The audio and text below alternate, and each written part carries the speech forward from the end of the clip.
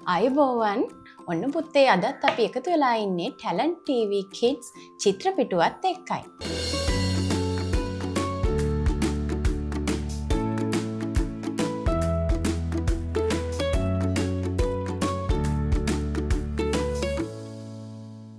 ඔන්න අද අපි අඳින්න යන්නේ ලස්සනම ලස්සන මලක් උඩ වහලා ඉන්න තව මලක්. පුතාට කියන්න පුළුවන් දේ කවුද කියලා? සමනලෙක්. අන්න හරි. අපි නම් ඔන්න අද ලස්සන සමනලෙක් අඳින්නයි යන්නේ. හරි. පුතාගේ පැන්සල ගමුකෝ අපි. ඔන්න බලාගෙන ඉන්න පුතාලත් ටීචර් කියලා දෙන විදිහටම චිත්‍රය අඳින්නයි යන්නේ. හරි. අපි පුතේ ඉස්සෙල්ලම සමනලයාගේ මූණ අඳින්න යන්නේ. රවුමක් අඳිනවා. මෙන්න මෙහෙම. ඊට පස්සේ අපි මේ සමනල යාළුවට ලස්සන ඇස් දෙකකුත් අඳිනවා. රවුම් දෙකක්. මෙන්න මෙහෙම. ඊට පස්සේ එයාගේ ඒ ඇස් දෙක ඇතුලේ තව පොඩියට මෙහෙම රවුම් දෙකක් ඇඳලා ඒක ඇතුලේ පොඩි බෝලයක් ඇඳ ගන්න ඕනේ. ඊට පස්සේ අපි මේ කොටස පොඩ්ඩක් පැන්සලෙන් පාට කරගමු. අර සුදු පොඩි බෝලේ ඉතුරු කරලා. මෙන්න මෙහෙම. අපි මෙයාට ලස්සන හිනාවකුත් දෙමුකෝ ඊට පස්සේ. සමනලයා කියන්නේ හරි ලස්සන සතෙක් නේද? හරි. ඊට පස්සේ අපි එයාට ඇඟක් දෙන්නයි යන්නේ. ඔන්න මෙහෙම ඇඟක් අපි අඳිනවා. චුට්ටක් දිග ඇඟක් අඳිනවා. මෙන්න මෙහෙම. සමනලයට සමනල කියන්නේ පියාඹන සතෙක්නේ. සමනලයට පියාඹන්න අපිට මොනවද ඕනේ? අත්තටු ඕනේ. ඔන්න අපි දැන් ඉස්සෙල්ලම ලොකු අත්තටුවක් අඳින්නයි යන්නේ යාට. මෙන්න මෙහෙම. අපි දැන් ඒකම අනිත් පැත්තටත් අඳිනවා ලොකු අත්තටුවක්. මෙන්න මෙහෙම. ඊට පස්සේ පුතේ තව අත්තටු දෙකක් අපි පල්ලෙහානුත් අඳිනවා. හැබැයි අර අපි ඇඳපු එකට වැඩිය ටිකක් පොඩියට. එයාට තව ලස්සන ඔළුවෙන් තියනනේ ඇන්ටනා දෙකකුත්. අපි ඒ දෙකක් දාගමු මේ විදිහට. මෙන්න මෙහෙම. ඊට පස්සේ අපි මේ සමනල යාළුවාගේ මේ අත්තටුව පොඩ්ඩක් ලස්සන කරගමුට. හරිද? මෙන්න මෙහෙම.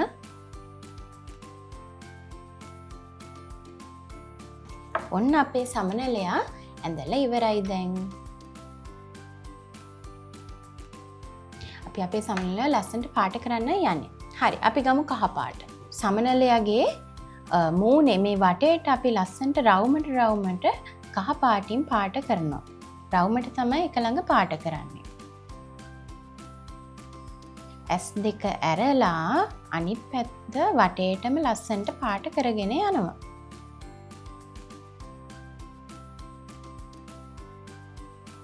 අපි ඊට පස්සේ සමනල යාළුවාගේ ඇඟත් ඒ විදිහටම කහ පාටින් ලස්සනට පාට කරනවා. රවුමට ඔන්න බලන් ඉන්න දුවල පුතාලත් මේ විදිහටම ලස්සනට පාට කරන්න ඕනේ.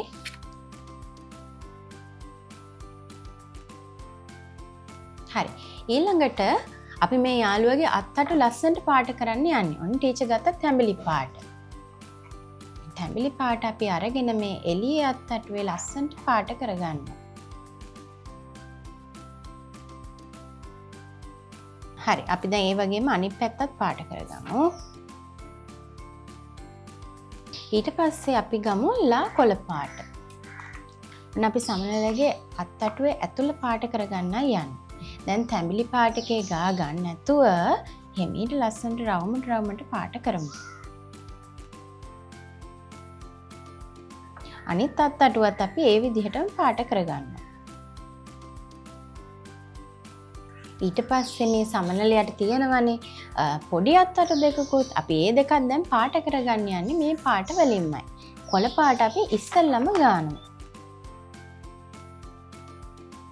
අනිත් අත්තටුවෙත් ඒ විදිහටම පාට කරගන්න. ඊට පස්සේ අපි මැදට තැඹිලි පාට අරගෙන ආයෙත් පාට කරගමු. ඊට පස්සේ අපි මේ සමනල යාළුවගේ ඇස් දෙකට නිල් පාට අරගෙන නිල් පාටින් චුට්ටක් පාට ගා ගන්නවා. මෙන්න මෙහෙම. හරි. දුලින පුතා ඉවරයි නේද? දැන් අපි කළු පාට අරගෙන මේ යාළුවගේ අවුට්ලයින් කරගන්නයි යන්නේ. මෙන්න මෙහෙම වටේට.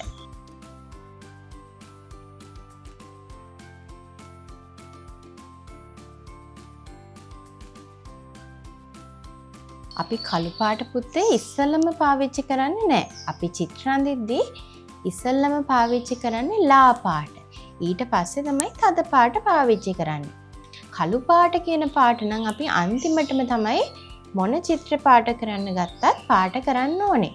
නැත්තම් ඒක අපේ කොලේ හැම තැනම ගෑවිලා අපේ ලස්සන චිත්‍ර කැත වෙන්නත් පුළුවන්. හරි. දැන් අපි ලස්සන සමනලයා ඇඳලා ඉවරයි. මම හිතන්නේ දුල්න පුතාත් ඉවර වෙන්න ළඟයි නේද? හරි. පුතාට මතකද අපි සමනලයා අඳින්න ගත්ත පාට මොනවාද කියලා? මොනවාද පාට කියමු බලන්න යාළුවන්ට. තැඹිලි පාටයි, කොළ පාටයි, කහ පාටයි, නිල් පාටයි, කළු පාටයි. කළු පාටයි. අපි ඉස්සෙල්ලම පාවිච්චි කරන්න ඕන පාට මොනවාද? ලා පාට. ලා පාට. අන්තිමට තමයි පාට කරන්නේ තද පාට. තද පාටින්. හරි. ඔන්න පුතේ ටීචර් අද ඇඳපු සමනලයා තමයි මේ ඉන්නේ.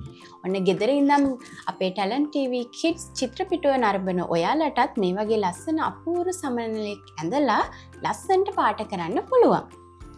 අපේ දුලින පුතාගේ චිත්‍රෙත් මේ තියෙන්නේ. හරි අපූර්වයි නේද දුලින? තවත් දවසක අපි ටැලන්ට් TV කිඩ්ස් චිත්‍රපිටුවත් එක්ක ඔයාලව හම්බෙන්න ආයෙත් ලස්සනම චිත්‍රයක් අරගෙන එනවා. ආයිබෝවන්.